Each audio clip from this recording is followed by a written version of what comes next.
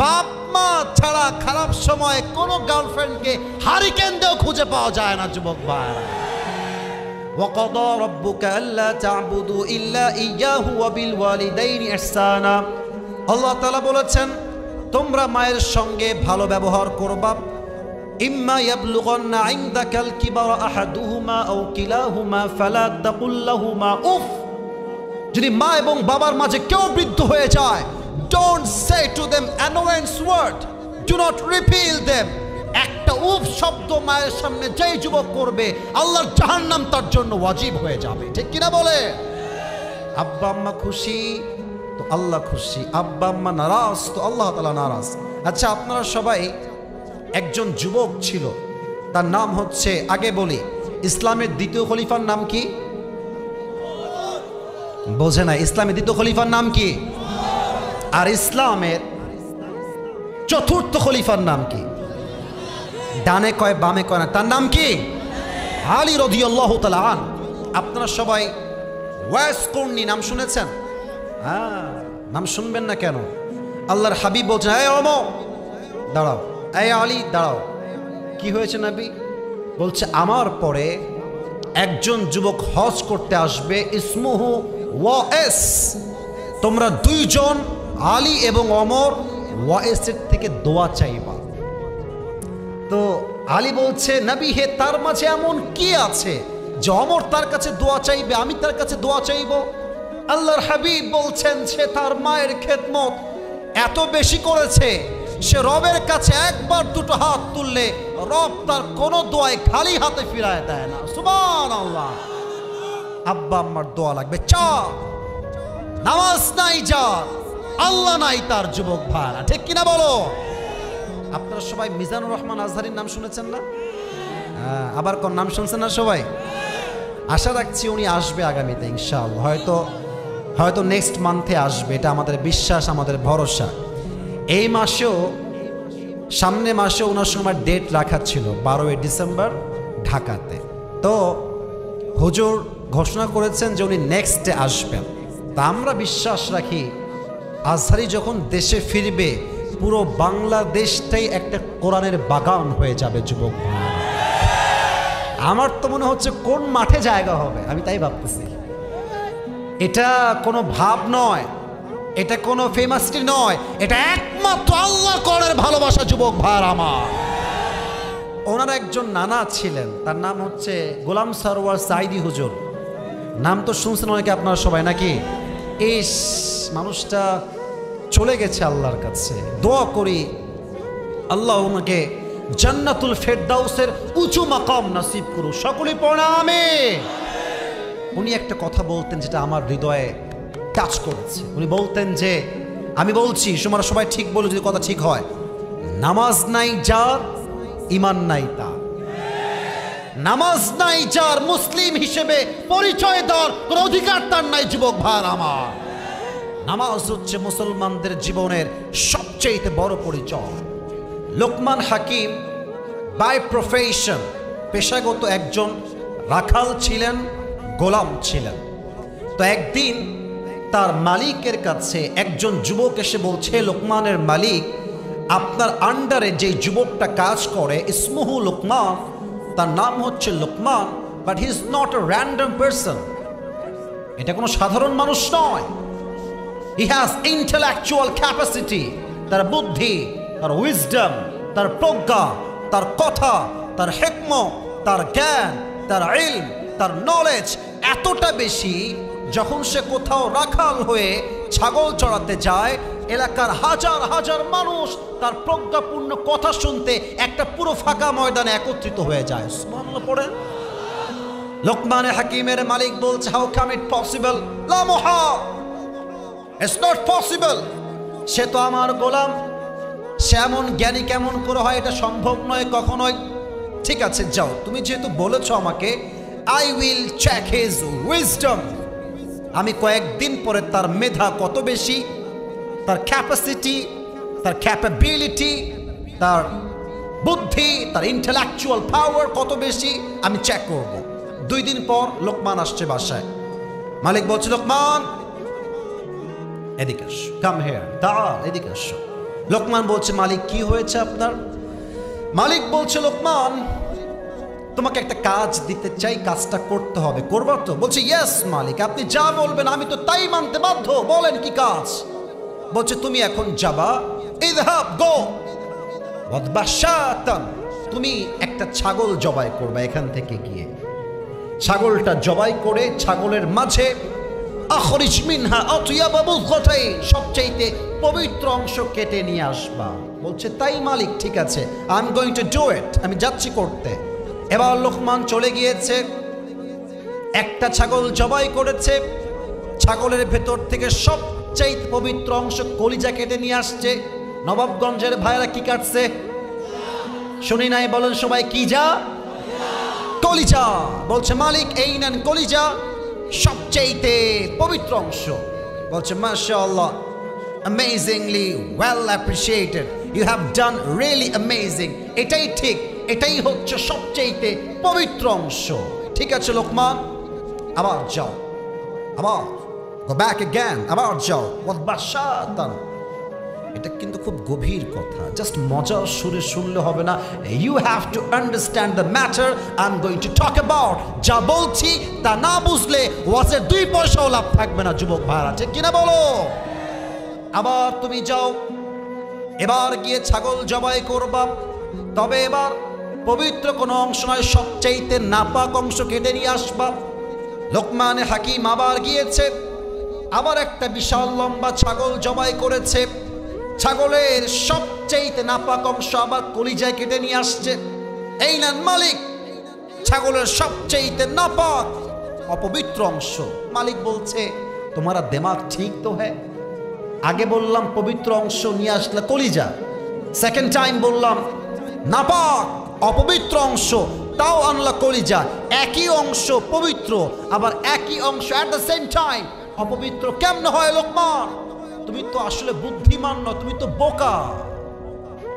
লোকমান হাকিম বলছে, জাহাপনা, আপনি কথা ঠিক বলেছেন যে আমি আসলেই বোকা, তবে আমি কি বোকা না চালাক, দ্যাটস এ ডিফারেন্ট ম্যাটার, এটা আলোচ্য বিষয় নয়। দ্য রিয়ালিটি ইজ, সত্য কথা হচ্ছে, হাকিকত হচ্ছে এই, বাস্তবতা হচ্ছে এই, প্রত্যেকটা প্রাণীর দেহে, আই রিপিট এগেন, আমি আবারও বলছি, প্রত্যেকটা প্রাণীর দেহে ছোট্ট একটা গোস্তের টুকরা আছে। এটা যখন ঠিক থাকে পুরো দেহ ঠিক থাকে, এইটা যখন নষ্ট হয়ে যায় পুরো দেহটাই নষ্ট হয়ে যায়।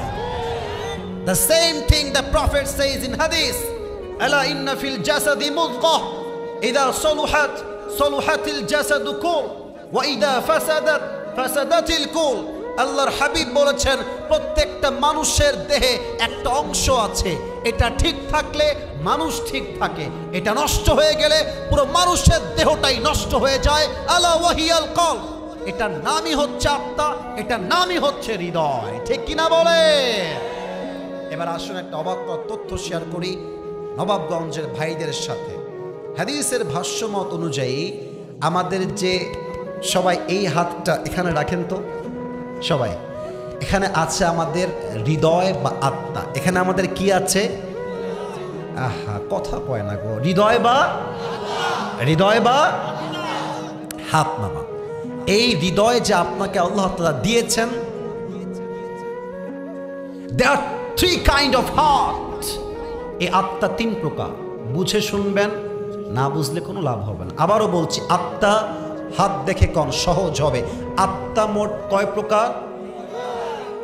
কথা কয় না কেন রে এরা, কি রে বাবা? বলেন সবাই, আত্মা কয় প্রকার? আবার কোন আত্মা কয় প্রকার? আমি বলছি, you have to repeat after me. আমি যখনই বলে ফেলবো আপনি আমার সঙ্গে একই সময়ে রিপিট করবেন। 1 নাম্বার হচ্ছে সুস্থ আত্মা। 1 নাম্বার কি আত্মা? 2 নাম্বার হচ্ছে অসুস্থ আত্মা। 2 নাম্বার কি আত্মা? 3 নাম্বার হচ্ছে মৃত আত্মা। 3 নাম্বারে কি আত্মা? সুস্থ আত্মা। কাকে বলে? আল্লাহ তাআলা বলছেন, فَالْيَوْمَ لَا يَنْفَعُ مَالٌ وَلَا بَنُونَ إِلَّا مَنْ أَتَى اللَّهَ بِقَلْبٍ سَلِيمٍ। আল্লাহু আকবার। কিয়ামতের কঠিন ময়দানে ধন সম্পত্তি, টাকা পয়সা, বাড়ি গাড়ি, বউ, স্ট্যাটাস, মান মর্যাদা কিছুই কাজে আসবে না। ওই দিন যার আত্মা পরিশুদ্ধ হবে তাকে জান্নাত দিবে একজন। আওয়াজ দিয়ে বলেন সবাই, তিনি কে? 2 নাম্বার অসুস্থ আত্মা। এটা বুঝতে হলে একটা এক্সাম্পল দিব। মুরব্বীরা আমার চোখে চোখ রাখেন, মুরব্বীরা আপনারা ভালো বুঝবেন যুবকদের চাইতে এই টপিকটা। আচ্ছা, আমরা যেই সালে এখন আছি, ভাইয়েরা সবাই বলবেন তো এই সালটা কত সাল? 25 সাল না 24 সাল? আচ্ছা, এখন বাজে হচ্ছে 11টা, আমার ঘড়িতে 11টা ঠিক 27 বাজে। আপনি ভাবেন যে আপনাদের দিনাজপুরে হসপিটাল আছে না, ক্লিনিক আছে না, ডাক্তার দিনাজপুরে আছে না? আচ্ছা, আপনি ভাবেন যে ঠিক 1924 সাল, 100 বছর আগে, তখন কি এরকম হসপিটাল ছিল দিনাজপুরের ভাইয়েরা? এরকম মেডিকেল ছিল দিনাজপুরের ভাইয়েরা? এরকম মোড়ে মোড়ে ডাক্তার ছিল নবাবগঞ্জের ভাইয়েরা? না। তখন কি ছিল মুরব্বীরা জানেন? তখন ছিল কবিরাজ কিংবা ওঝা। আমি আবারও বলছি, কবিরাজ কিংবা ওঝা। তখনকার ভাষায় তাদেরকে ডাক্তার নয়, কবিরাজ কিংবা ওঝা বলা হতো। দেখেন, একজন যুবককে সাপে ছোবল দিয়েছে, এই ট্রিটমেন্ট কেমনে করবে, এই যুবকটা ওঝার কাছে গিয়েছে। এখন ওঝা কেমনে বুঝবে এই সাপটা কি বিষাক্ত সাপ নাকি বিষহীন সাপ? তো ওঝা একটা কাজ করতেন। আচ্ছা, টিস্যু নেই বোঝানোর জন্য। ছোট্ট একটা বাটিতে মরিচ এবং লবণ পিষে রাখতেন, লবণ বেটে, মরিচ এবং লবণ। তো যেই যুবকটাকে সাপে কেটেছে ওই যুবকটা আসতো, ওঝা আমাকে তো সাপে কেটেছে, আমি কি করব? তো বলতো, এইদিকে আসো বাবু, তুমি তোমার জিহবা বের কর। জিহবা বের করতো, তার জিহবায় লবণ দেওয়া হতো আর মরিচ দেওয়া হতো, আর বলা হতো হাউ ইট টেস্ট, এটা সাপ কি বলো তো তুমি বাবু। তো যেই যুবকের সাপে কেটেছে সে যদি বলতো যে স্যার এই মরিচ তো আমার কাছে পাইনসা পাইনসা লাগে, তখন ওঝা বুঝে ফেলতেন এটা কোনো বিষহীন সাপ নয়, বরং বিষাক্ত সাপে ছোবল দিয়েছে যুবক ভাইরা। ঠিক কিনা বলেন? এর কারণ কি? বিষাক্ত সাপে ছোবল দিলে মানুষের প্রথম যে ক্ষতি হয়, মানুষের এই জিহবার স্বাদটা মরে যায়। তখন কোনটা ঝাল, কোনটা মিষ্টি আর কোনটা পাইনসা সে টের পায় না। মূল কথায় আসে, মানুষের জীবনে সবচাইতে বিষাক্ত সাপের নাম হচ্ছে শয়তান। এই শয়তান যখন তার ওয়াসওয়াসা দিয়ে একটা ছোবল দেয়, আর মানুষ যখন শয়তানের ওয়াসওয়াসায় পড়ে যায়, মানুষের প্রথম ক্ষতি কি হয়? তার ঈমানের স্বাদ মরে যায়। তখন বোরকা পড়তেও ভাল লাগে, পার্কে গিয়ে প্রেম করতেও ভাল লাগে, তখন দাড়ি রাখতেও ভাল লাগে, সুদ খাইতেও ভাল লাগে যুবক ভাইরা। তখন 5 ওয়াক্ত নামাজ পড়তে মহিলার ভালো লাগে, আবার স্টার জলসায় হিন্দি গান শুনতেও ভাল লাগে। তখন আমার মুরব্বী আব্বা জানদের 5 ওয়াক্ত নামাজ জামাতের সঙ্গে পড়তেও ভাল লাগে, আবার চায়ের দোকানে বসে বসে পায়ের উপরে পা তুলে ভাল লাগে। বুঝলে বুঝপাতা, না বুঝলে অসুস্থ হৃদয়। ভালো ভাল লাগে, খারাপও ভালো লাগে। ঈমান নারাই। ইদা সাররাতকা হাসানাতুকা ওয়া সাআতকা সাইয়্যাতুকা ফাআনতা মুমিন। When your good deeds makes you happy and bad deeds makes you sad, then you are the real believer. যখন তোমার ভালো কাজ তোমাকে প্রশান্তির ছোঁয়া দেয় আর খারাপ কাজ তোমার ঈমানকে জাগ্রত করে, খারাপ লাগে, তখন বুঝবা তোমার হৃদয় ঈমানের রূপ দিয়েছে একজন। আওয়াজ দিয়ে বলেন সবাই, তিনি কে? This is called sick heart, অসুস্থ হৃদয়। বুঝে না অসুস্থ কাকে বলে?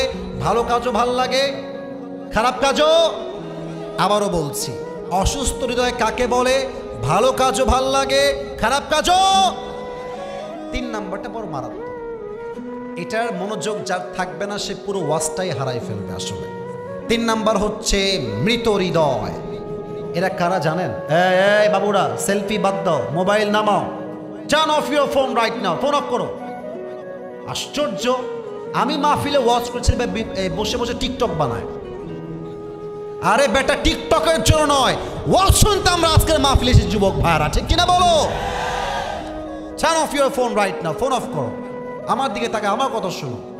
মৃত আত্মা কাদের? আল্লাহ বলছেন যাদের হৃদয় মরে গেছে। ইস, এটা বড় মারাত্মক কথা।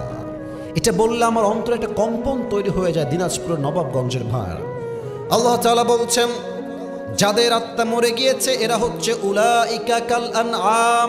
এতটুকুই শেষ নয়, বাল হুম আদল, এরা কুকুরের চাইতে নিকৃষ্ট। আমার কথা না কার কথা?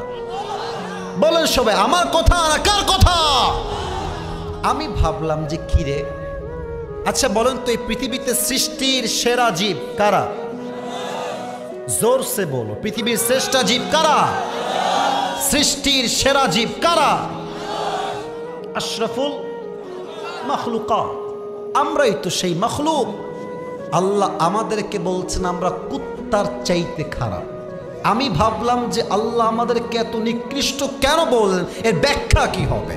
তো ব্যাখ্যাটা আমি ফার্স্ট অফ অল খুঁজে পাই নাই, আমি সত্যি খুঁজে পাই নাই। পরে আমি একদিন ঢাকায় যাচ্ছিলাম আমার কোনো একটা প্রোগ্রামে বা কাজে। ঢাকায় যাওয়ার সময় আমি একটা ওয়াজ পেলাম ইউটিউবে।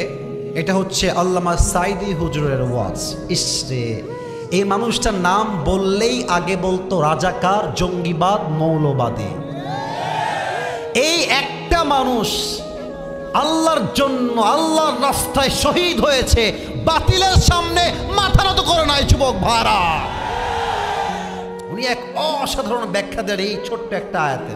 উনি বললেন যে আল্লাহ কুকুরের চাইতে খারাপ মানুষকে কেন বললেন? আমি শুনছিলাম, আমি মানে জাস্ট ডুবে গেছি যে কত সুন্দর আয়াতের তাফসীর হতে পারে, কত সুন্দর ব্যাখ্যা হতে পারে। উনি বললেন যে আচ্ছা, রাত প্রায় 12টা বাজতে গেছে, একটার সময় বা 12:30-এ মাহফিল শেষে যখন আমরা বাসায় যাই, ওই ফাঁকা রাস্তায়, বুঝে থাকলে উত্তর দেন, নয় চুপ থাকেন, ফাঁকা রাস্তায় কিছু কুকুর থাকে না?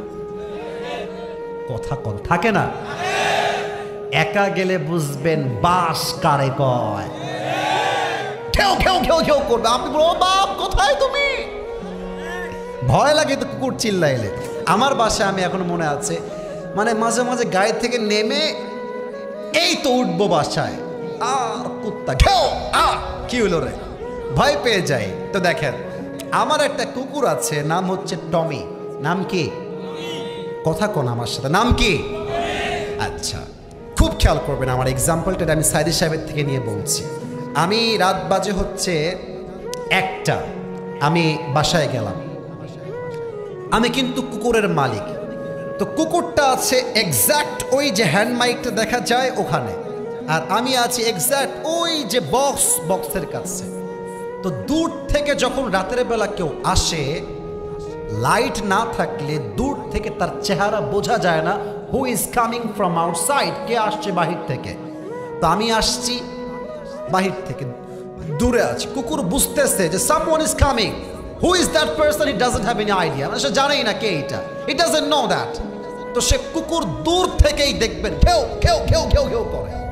আবার যখন মালিক কাছে চলে আসে, মালিকের চেহারাটা স্পষ্ট হয়ে যায়, তখন দেখবেন কুকুরের ঘেউ ঘেউ ঘেউ ঘেউ কমে যায়। আস্তে আস্তে ডাউন হতে হতে দেখবেন সেই কুকুরটা মালিকের চেহারা চেনার পরে মালিকের সামনে মাথাটা ঝুঁকিয়ে দেয়, আর কুকুর তার ভাষায় বলে, I am extremely sorry sir, আপনাকে আমি চিনতে পারি নাই। কথা ঠিক আছে কিনা বলেন?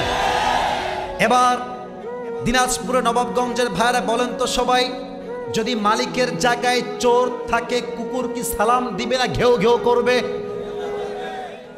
ডাকাতকে ছাড়বে কুত্তা পাইলে? ছাড়বে, ছাড়বে। হায় হায়, কি সুন্দর এক্সাম্পল। তো এই কুকুরটা আপনার প্রতি মাথা ঝুঁকাইছে কেন? আপনি কি দিয়েছেন? বেশির চেয়ে বেশি একটা পাউরুটি, একটা রুটি। আমি কি ভুল বলছি নাকি ভাইয়েরা আমার? একটা কুকুরকে আমরা কি দেই? সর্বোচ্চ পাউরুটি, রুটি বা পানি। আমরা তো কুকুরকে এসির রুমে রাখি নাই, আমরা তো কুকুরকে BMW দেই নাই, R15 তো আমরা কুকুরকে দেই নাই যুবক ভাইরা, ঠিক কিনা বলো? সামান্য একটা পাউরুটি দিয়েছি, আপনি একটা পাউরুটি খাওয়ান কুকুরকে, একটা পাউরুটি খাওয়াবেন, আর আপনি কুকুরের সামনে পুকুরে ঝাঁপ দেন, একটা রুটি খাওয়াই পুকুরে ঝাঁপ দিবেন, কুকুর সাঁতার জানে কি জানে না সে এক মুহূর্ত ভাববে না, আপনার প্রতি সে এতটা কৃতজ্ঞ, আপনাকে বাঁচাবার জন্য জীবন দিয়ে হলো সে পুকুরে ঝাঁপ দিবে যুবক ভাইরা, ঠিক কিনা বলো? আল্লাহ বলছেন কুকুরকে সামান্য একটা মালিক পাউরুটি দিয়েছে, তাই কুকুর তার মালিককে চিনতে ভুল করে নাই। আর আমি আল্লাহ তাআলা মানুষকে চোখ দিলাম, নাক দিলাম, কান দিলাম, ঠোঁট দিলাম, রূহ দিলাম, জীবন দিলাম, এডুকেশন দিলাম, স্ট্যাটাস দিলাম, গাড়ি দিলাম, বাড়ি দিলাম, বউ দিলাম, বাচ্চা দিলাম, মা দিলাম, বাপ দিলাম, এত এত নিয়ামত দিলাম, মানুষ সব চিনল, বাট যেই মালিক তাকে দিয়েছে সে মালিককে চিনল না, সে কুত্তার চাইতে খারাপ হয়ে গেল। উলাইকা কাল আনআম বাল হুম আদাল উলাইকা হুমুল গাফিলুন। তবে হ্যাঁ, একটা কথা মাথায় রাখবেন, ভালো একদিন আপনি হবেন, একদিন না একদিন আপনি হবেন, তবে এখন তো মাজার হার সোজা, তো এখন হইতে মনে চাইবে না। আপনি যুবক বলবেন, এই যুবক চল নামাজে যাই, বলবে হুজুর প্যান্টটা আমার খারাপ, ওইদিকে ঠিক কয় এইদিকে ঠিক কয় না কেন বাবুরা, জোরে বলেন কথা ঠিক আছে কিনা আমার? আমি বলি কি জানেন, তোর প্যান্ট না তোর চরিত্রটাই আসলে খারাপ। ছোট্ট একটা হাদিসের মাঝে গল্প মনে পড়ে গেল, বলবো না কি বলবো না? আরে না বলা যাবে না, আপনার রাগ করবেন না, না আরে না না বলবো না। ওই এক সাপে আর ব্যাঙে ছিল খুব বন্ধুত্ব, গলায় গলায় পিরিত। তো একদিন কথা শোনেন, কথা আমি মজার জন্য বলছি না, বোঝাবার স্বার্থে বলছি। তো একদিন ব্যাঙ বলছে, বন্ধু সাপ, তোমার যে দেহের রং ব্ল্যাক কালার, ওয়াও অনেক সুন্দর, তোমার যেরকম ফসফস করো জাস্ট ওয়াও, তোমার যে এমনে ছবল তোর স্টাইলটা জাস্ট লুকিং লাইক আ ওয়াও, অনেক ভাল লাগে বন্ধু, তোমার চেহারাও সুন্দর, গায়ের রঙও সুন্দর, এমনে ছবল তুলো ফেনা এটাও সুন্দর, বন্ধু একটা বিষয় আসলে ভাল লাগে না। তো সাপ বলছে, কি ব্যাপার বন্ধু, কোন বিষয় তোমার ভাল লাগে না আমারে কও? তো ব্যাঙ বলছে, বন্ধু তোমার সবই ঠিকঠাক, বাট যখন তুমি রাস্তা দিয়ে হাঁটো এরকম তিরিং বিড়িং তিরিং বিড়িং তিরিং বিড়িং করে হাঁটো, এইটা আমার ভাল লাগে না, তুমি একটু সোজা হয়ে হাঁটতে পারো না বন্ধু? তো সাপ বলছে, বেয়াদব, এত বড় দুঃসাহস, তুই আমার বদনাম করিস, এমনি ফস করে উঠেছে। আর ব্যাঙ বলছে, ও বাবা এত প্রশংসা করলাম একটাও ভাল লাগলো না, একটা বদনাম করলাম গায়ে লেগে গেল বন্ধু, এক লাফ দিয়ে পড়ছে পুকুরের ভেতরে। আর এই যে সাপ ফস করে উঠেছে, পাশে ছিল একটা রাখাল, বলছে, কে রে ফসফস করলো? দৌড় দিয়ে আসে রাখাল মামা, দেখছে মাশাআল্লাহ সাপ মামা এমনি ছবল তুলে আছে, রাখালের হাতে ছিল বিশাল বড় একটা লাঠি, বিসমিল্লাহ বলে ওখানেই শুরু করেছে। এমন পিটানি সাপের গায়ে, 5 মিনিটে বাড়াইয়া একদম সমান সোজা করে ফেলেছে। 2 ঘন্টা সাপের কোনো আর সাউন্ড নাই, ফসফস নাই। ব্যাঙ কয়, কি রে আমার বন্ধু গেল কোথায় রে, ফসফস নাই কেন রে? লাফ দিয়ে উঠছে পুকুর থেকে, আমার বন্ধু কোথায়? উঠে দেখে বন্ধু তো আর বেকা নাই, বন্ধু সোজা হয়ে গেছে। আরে বন্ধু সোজা হইল কেমনে রে? দৌড় দিয়ে গেছে বন্ধুর কাছে, দেখছে বন্ধু আর জিন্দা নাই, বন্ধু ময়রা ভূত, বন্ধুর ফেনা মেনা বিষ সব বের হয়ে গেছে। এবার ব্যাঙ বলছে, বন্ধু সেই সোজা হইলেন, তবে ফেনা থাকতে আর সোজা হইতে পারলেন না, ফেনা বের হয়ে সোজা হইলেন। তো যুবক তুমি একদিন ঠিক হওয়া, যৌবনের জ্বালা বড় জ্বালা, এই যৌবনের জ্বালা তোমাকে আল্লাহর দিনে ফিরে আসতে চায় না যুবক ভাইরা, ঠিক কিনা বলো?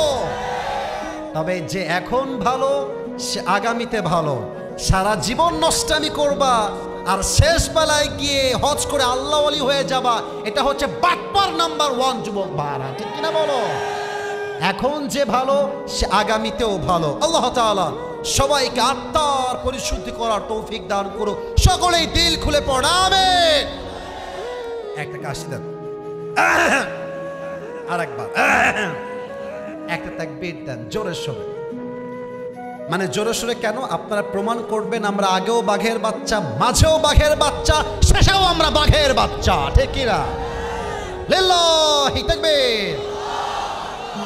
2 নম্বর কোয়ালিটি, যে আল্লাহকে পেতে চায় তাকে দুনিয়ামুখী নয় পরকালমুখী হতে হয়।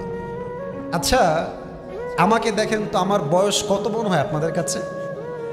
40 টে করে বদমাইশ কথাকার, 40 এত আমার বুড়া বানায় ফেলছে রে ভাই। না না না, আমার বয়স 30-এর কাছাকাছি, বাট 30 না, বয়স কম আমার।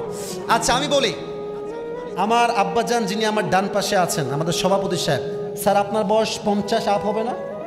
50 আপ হবে। আচ্ছা, আমার ওদিকে মুরব্বী আব্বাজান দেখতে পাচ্ছি 80 বয়স হবে, অনেকের 70ও আছে।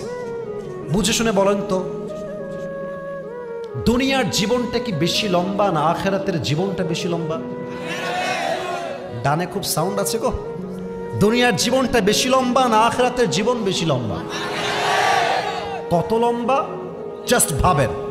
আমি বলছি, কান্নাহুম ইয়াওমা ইয়ারাউনাহা লাম ইয়ালবাসু ইল্লা আশিয়াতান আও দুহাহা। কিয়ামতের কঠিন ময়দানে যখন বান্দা কিয়ামতের দিনকে ফেস করবে, পরকালের জীবনকে ফেস করবে, তার পুরো 70 বছরের হায়াত, 80 বছর হায়াতকে সে একটাই কথা বলবে, আমার মনে হচ্ছে 80 বছরের জীবন নয়, দুনিয়া আমি ছিলাম একটা সকাল কিংবা একটা সন্ধ্যা। আল্লাহু আকবার। 80 বছরের জীবনটা একটা সকাল কিংবা একটা সন্ধ্যা মনে হবে। এবার বলেন, দুনিয়ার জীবন বেশি উত্তম না আখিরাতের জীবন বেশি উত্তম? ওয়ালাল আখিরাতু খায়রুল লাকা মিনাল উলা। আল্লাহু আকবার। The life of hereafter is much more better than this worldly life. আল্লাহ তাআলা বলছেন, আমি আখিরাতের জীবনকে দুনিয়ার জীবনের চাইতে হাজার হাজার গুণ বেশি উত্তম বানিয়েছি। সুবহানাল্লাহ।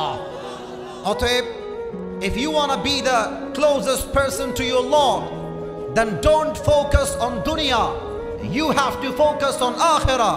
যে আল্লাহকে পেতে চায় সে দুনিয়ামুখী নয়, সে পরকালমুখী হয়ে বাঁচতে চায়, ঠিক কিনা বলে? 2 নম্বরে কান্টু পিয়াল, এই বসো। মায়ের খাওয়া ছাড়া ঠিক হবে না, খবরদার। 1 নাম্বার 2 নাম্বার যা লেগেছে চাপায় বসে থাকো একদম ওখানে। দোয়া না করে একজন যুবক আল্লাহর এই জমিনকে ছাড়তে পারবে না আজকে, ঠিক কিনা বলেন যুবক ভাইরা আমার? এখনো 5টা বাকি আছে। আচ্ছা আমার তো ওয়াজ করছি 1 ঘন্টা হতে মাত্র 5 মিনিট বাকি, আমার ওয়াজ করা শুরু হয়েছে। আমি এসেছি 10:35-এ, আমি 10 মিনিট পরে শুরু করেছি। তো 12টার পরে কি একটু একটু ওয়াজ হয় না? এদিকে হয় না, হয় না, হয় না? আরে আমার তো বিশ্বাস দিনাজপুরের মানুষ কোরআনকে এত ভালোবাসে, তাহাজ্জুদ পর্যন্ত ওয়াজ হয় এই মাটিতে, প্রত্যেকটা যুবক মুরব্বী ওয়াজ শুনে দোয়া করে বাসায় ফিরে যাবে। 2 নাম্বার পরকালমুখী হতে হবে। 3 নাম্বার, আল্লাহকে পেতে চাইলে আব্বা আম্মার দোয়ার কোনো বিকল্প রাস্তা নাই। তোমরা ভাবো গার্লফ্রেন্ড আপন, জাগা মতো বাস খাইলে বুঝবা আপন কারে কয়। মেয়েরা খুব চালাক, তোমাকেও বলবে তোমাকে ভালোবাসি, আর এক ঘাটে বলবে আমি তোমাকেও ভালোবাসি। তো যুবক ভাবছে, কিরে আমাকে এত ভালোবাসে, আমি তাকে বিয়ে করতে চাই, আব্বা আমাকে একেই লাগবে। যুবক বোঝে নাই জায়গা মতো বাস শুধু মেয়েরা খুব ভালো করেই দিতে পারে, যুবক ভাইরা, ঠিক কিনা বলো? আপন মানুষ খারাপ সময়ে বুঝবা, বাপ মা ছাড়া খারাপ সময়ে কোনো গার্লফ্রেন্ডকে হারিকেন দিয়েও খুঁজে পাওয়া যায় না, যুবক ভাইরা। وَقَضَى رَبُّكَ أَلَّا تَعْبُدُوا إِلَّا إِيَّاهُ وَبِالْوَالِدَيْنِ إِحْسَانًا। আল্লাহ তাআলা বলেছেন, তোমরা মায়ের সঙ্গে ভালো ব্যবহার করবা। ইম্মা ইয়াবলুগান্না ইনদাকাল কিবারা আহাদুহুমা আও কিলাহুমা ফালা তাকুল লাহুমা উফ। যদি মা এবং বাবার মাঝে কেউ বৃদ্ধ হয়ে যায়, don't say to them annoyance word, do not repeal them. একটা উফ শব্দ মায়ের সামনে যেই যুবক করবে, আল্লাহর জাহান্নাম তার জন্য ওয়াজিব হয়ে যাবে, ঠিক কিনা বলে? আব্বা আম্মা খুশি তো আল্লাহ খুশি, আব্বা আম্মা নারাজ তো আল্লাহ তাআলা নারাজ। আচ্ছা আপনারা সবাই, একজন যুবক ছিল, তার নাম হচ্ছে, আগে বলি, ইসলামের দ্বিতীয় খলিফার নাম কি? বোঝে না। ইসলামের দ্বিতীয় খলিফার নাম কি? আর ইসলামের চতুর্থ খলিফার নাম কি? ডানে কয় বামে কয় না, তার নাম কি? আলী রাদিয়াল্লাহু তাআলা আন। আপনারা সবাই ওয়াইস কর্নি নাম শুনেছেন? হ্যাঁ, নাম শুনবেন না কেন?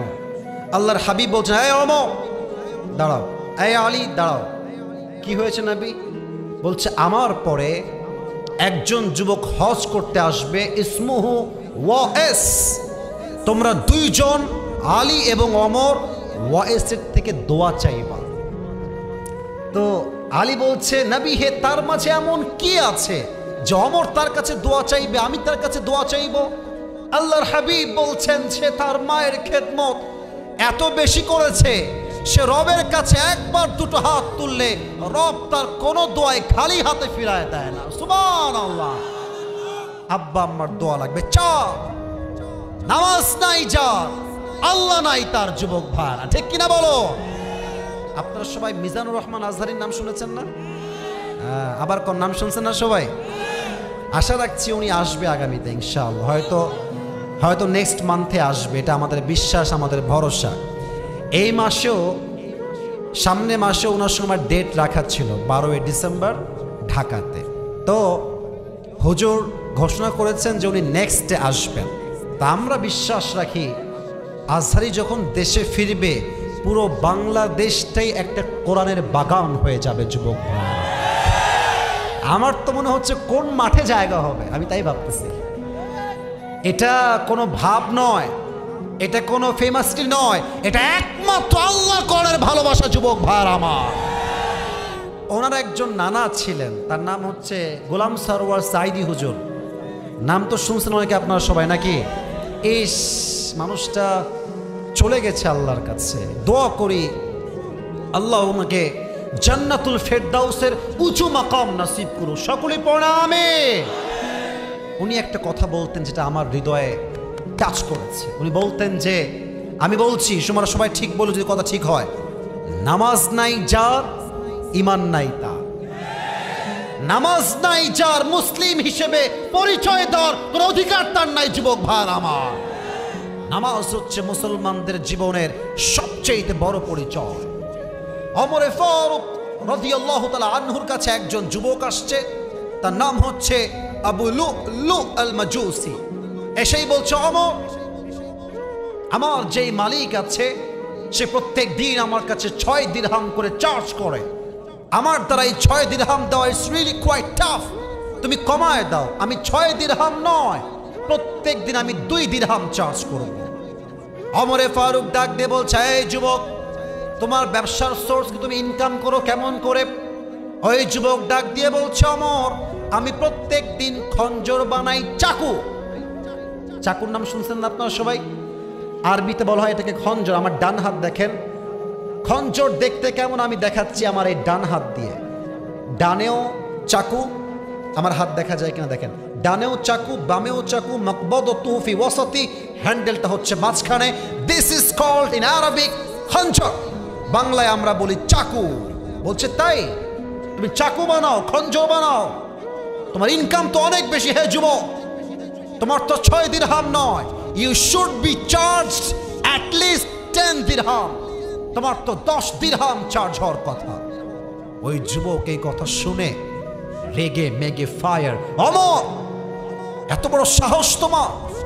সবাই যেহেতু কাফের, তাই তুমি আমাদের বেলায় হয়েছো গরম, আর যারা মুসলমান তুমি তাদের বেলায় হয়েছে নরম, তাই না ওমর? তোমার বিচার আমি একাই করব, যাও। হুমকি দিয়ে বের হয়ে গেছে। এবার সারা রাত মিলে ওমরকে হত্যা করবার জন্য নবাবগঞ্জের ভাইয়েরা বিশাল লম্বা একটা খঞ্জর বানিয়েছে। জাস্ট হি ওয়ান্ট কিল দা ওমর ফারুক রাদিয়াল্লাহু তাআলা আনহু, the second Khalifa of Islam. বিশাল লম্বা একটা খঞ্জর বানিয়েছে। তো শীতকালে আমরা কি মুড়ি দেই? এটা কথা না বললে বুঝি কেমনে? এটার নাম কি? চাদর। পাকিস্তানি শালও বলা হয় এইটাকে। তো দেখেন, আমার হাত দেখবেন, আমার পেট দেখবেন, হাত আর পেট। কেউ মাইক বা আমার চেহারা দেখবেন না। হাদিসটাকে আমি প্র্যাকটিক্যালি রিপ্রেজেন্ট করতে চাচ্ছি। হাত দেখেন, হাতের চাকুটা এইভাবে নিয়ে পেটের ডান দিকে একটা খাপ আছে, খাপ এখানে রেখেছে। আপনারা গুগলে সার্চ করবেন সুলতান কাবুস লিখে, একটা ছবি আসবে, দেখবেন তাদের ঠিক পেটের ডান দিকে থাকে খঞ্জর, খাপে থাকে, এইটা যুদ্ধের সময় কাজে লাগে। তো এই খঞ্জরটাকে সে এখানে খাপে ঢুকিয়েছে প্রাইভেটলি, প্রাইভেট নট পাবলিক, ঢেকে রেখেছে। আর যেহেতু সে একজন কাফের, by profession he is not a Muslim, তার কোনো কাজই মুসলমানের নয়, সে মুনাফিক। তো সে যখন ফজরের আযান শুনতে পেয়েছে, আল্লাহু আকবার যখন শুরু হয়েছে মসজিদে, এভাবে চাদর দিয়েছে। আমার দিকে দেখলে হাদিসটা প্র্যাকটিক্যালি বুঝবেন। মেয়েরা নেকাব পরো না, নেকাব তো দেখবেন মেয়েরা নেকাব পরার সময় এই পাশটাকে দিয়ে এমনি ঢেকে ফেলে। যুবক ভাইরা, কথা ঠিক আছে না আমার? পুরো ফেসের কিছুই কিন্তু আর দেখা যায় না, জাস্ট কি ছাড়া, চোখ ছাড়া। তো সে পুরো ফেস ঢেকে ফেলেছে। ওমরে ফারুক ফজরের সময় আসছেন ইমাম হয়ে, এসেই বলছেন সফু সুফুফাকুম, কাতার সোজা করো, কাঁধে কাঁধ মিলিয়ে দাঁড়াও, আল্লাহু আকবার। সানা পড়েছেন, সূরা ফাতিহা পড়েছেন, এরপর তিনি কিরাত পড়েছেন। কিরাত পড়া যখন শেষ হয়ে গেছে, আল্লাহু আকবার বলে রুকুতে গিয়েছেন। রুকুতে যাওয়ার পরে পেছন থেকে আবু লুলু আল মাজুসি তার চাদরটাকে এমনি ধরে উড়াই দিয়েছে, আর পেটের ডান দিকে খঞ্জর বের করে সোজা ওমরে ফারুক রাদিয়াল্লাহু তাআলা আনহুর পেটের ডান দিক থেকে শুরু করে একবার এমনে পোজ দিয়েছে, আবার এমনে দিয়েছে, আবার এমনে দিয়েছে। তিনটা পোচে ওমরে ফারুক রাদিয়াল্লাহু তাআলা আনহুর এমন আঘাত লেগেছে, দুই পেটটা কেটে পেছন থেকে ভুঁড়িগুলো, নারী ভুঁড়িগুলো সবগুলো বের হয়ে আল্লাহর জমিনে পড়ে গেছে। নাউজুবিল্লাহ। সব পেট কেটে নারী ভুঁড়ি সব বাহিরে বের হয়ে গেছে। আর নামাজের মাঝে ওমরে ফারুক চিৎকার দিয়ে বলছে, কতালানি আল কাল, কতালানি আল কাল, আমাকে একটা কুকুর হত্যা করেছে, আমাকে বাঁচাও, কে কোথায় আছো? এমনি অজ্ঞান হয়ে পড়ে গেছে। হায় হায়। আর ওই কাফের ওমরকে এমনি আঘাত করে পেছন দিক থেকে বের হয়ে যাচ্ছে। আর সাহাবীরা নামাজের মাঝে ওকে ধরতে গেছে। যেই সাহাবী তাকে ধরতে গেছে, ওই সাহাবীকে ছুরি দিয়ে এমনে এমনে এমনে যাকে পাইছে তাকেই ছুরির আঘাত। হাদিসে আসছে 7 জন সাহাবী ওকে ধরতে গিয়ে ছুরির আঘাত খেয়ে জায়গায় স্পট, জায়গায় শেষ, জায়গাতে শহীদ হয়ে গেছে। আর ওমরে ফারুক এমনি অজ্ঞান হয়ে গেছে। আর একজন সাহাবী ইমাম হয়ে গেছে ওমরের জায়গায়। ওমরকে নিয়ে সাহাবা একরাম ডান দিকে দৌড় দিয়ে আসছে। সাহাবা একরাম চিৎকার দিয়ে বলছে, আইনা তবিব, আইনা তবিব, ডাক্তাররা আছে কোথায়? সবাই দৌড় দিয়ে আসো। ডাক্তার আসছে ওমরকে বাঁচাবার জন্য। দেখছে পুরো পেট 2 ভাগ হয়ে কেটে নাড়ি ভুঁড়ি সব বের হয়ে রক্তগুলো গলগল করে বের হচ্ছে। ডাক্তাররা এসে প্রথমে, এদিকে তাকান, আমার হাত দেখেন, প্রথমে এসে ওমরে ফারুকের পেছন দিকে 2 হাত দিয়ে শোয়ানোর থেকে হালকা করে উঠিয়েছে, জাস্ট পানি পান করাবার জন্য। উঠিয়ে জাস্ট ঠোঁটটা হালকা ফাঁকা করে মুখে কয়েক ঢোক পানি দিয়েছে। নবাবগঞ্জের ভাইয়েরা, আয় হায় হায় হায়, পানিগুলো গলা দিয়ে ঢুকে বুক দিয়ে নেমে পুরো পেট কেটে 2 ভাগ হয়ে গেছে। বুক দিয়ে পানিগুলো নেমে পেট কেটে সব পানিগুলো বাহিরে গলগল করে বের হয়ে গেছে। আয় হায় হায়, দুধ নিয়ে আসো ওমরের জন্য, দুধ বড় গাঢ় খাবার, এটা সহজে পেট কেটে বের হবে না। এবার সাহাবা একরাম দৌড় দিয়ে গিয়ে দুধ নিয়ে আসছে। ওমরে ফারুককে ডাক্তাররা হালকা করে উঠিয়েছে, দুধ দিয়েছে। দুধটা গলা দিয়ে নেমে, বুক দিয়ে নেমে পুরো পেট কেটে সবগুলো দুধ মাটিতে গড়িয়ে গড়িয়ে পড়ে গেছে। আয় হায় হায় হায়। এই দৃশ্য দেখে সাহাবীরা বুঝে গেছে ওমরে ফারুক ইজ ডান, এই তো শেষ, যা করা করে ফেলেছে ওমরে ফারুক, হয়তো আর সে বাঁচবে না, শেষ। হঠাৎ এক সাহাবী দূর থেকে দেখছে ওমরে ফারুক তার চোখটা very little bit একদম ছোট্ট করে চোখটা একটু খুলেছে, হালকা ইটস ভেরি লিটল বিট, একদম হালকা। চোখটা যখনই হালকা খুলেছে, কয়েকজন সাহাবী দৌড় দিয়ে আসছে, ইয়া ওমর মা লাকা ইয়া ওমর, হে ওমর আপনার কি হয়েছে, আপনি কি ঠিক আছেন কিনা? ওমরে ফারুক didn't say a single word, একটা কথা ওমরে ফারুক বলছেন না, জাস্ট ইঙ্গিত করছেন, এই সাহাবী এদিকে তাকা, কান ঠোঁট, কান ঠোঁট। এর ইঙ্গিত হচ্ছে তুমি তোমার কানটা আমার ঠোঁটের কাছে নিয়ে আসো। ওই সাহাবী দৌড় দিয়ে এসে ওমরের কানের, ওমরের ঠোঁটের কাছে কান দিয়েছে। ভেবেছে, হি ওয়াজ থিঙ্কিং লাইক দিস, সে ভাবছিল যে ওমর বলবে আমার রাজ্য দেখে রেখো, আমার বউকে দেখে রেখো, আমার সন্তান দেখে রেখো, আমার মাকে তোমরা দেখে রেখো। But it's absolutely wrong idea. ওমরে ফারুক একবারও সন্তানের কথা নয়, মায়ের কথা নয়, রাজ্যের কথা নয়, শেষ কথা, এই সাহাবী আসাল্লান নাস, আসাল্লান নাস, কারো খবর আমার লাগবে না, আমাকে তুমি আগে খবর দাও। আমি ওমর যেই নামাজের ইমাম ছিলাম, আমার অজ্ঞান হওয়ার পরে সাহাবা একরাম কি সেই নামাজটা জামাতের সাথে আদায় করেছে কিনা? এত আস্তে আপনার সুবহানাল্লাহ পড়বেন, আরো আস্তে পড়লেন, দিল খুলে পড়েন সবাই সুবহানাল্লাহ। কোন সাহাবী যাকে আল্লাহ তাআলা দুনিয়াতেই জান্নাতের টিকিট কনফার্ম করে দিয়েছে, সে নামাজ ভোলে নাই, আর আজ দিনাজপুরের মাটিতে মসজিদে আজান হয় আর যুবকরা নির্লজ্জ বেহার মতো বড়ে বড়ে দাঁড়িয়ে পাবজি এবং ফ্রি ফায়ার খেলে বেড়ায়। যুবক ভাড়া আজান হয় মসজিদে, এলাকার চায়ের দোকান দিনাজপুরের মাটিতে গান বাজছে, হিন্দি গান, আর মুরব্বী চাচার দাড়ি পেকে সাদা হয়ে গিয়েছে, পায়ের উপরে পা তুলে মসজিদ হচ্ছে আজানে, আর মুরব্বী পায়ের উপরে পা তুলে বিড়ি টানতেছে পাবলিক প্লেসে। আজান হচ্ছে মসজিদে, এলাকার কিছু নির্লজ্জ বেহায়ামে পুকুরের মধ্যে ভিজে ভিজে যুবকদের সামনে বেহায়ার মতো গোসল করছে। যুবক ভাড়া ঠিক কিনা বলো?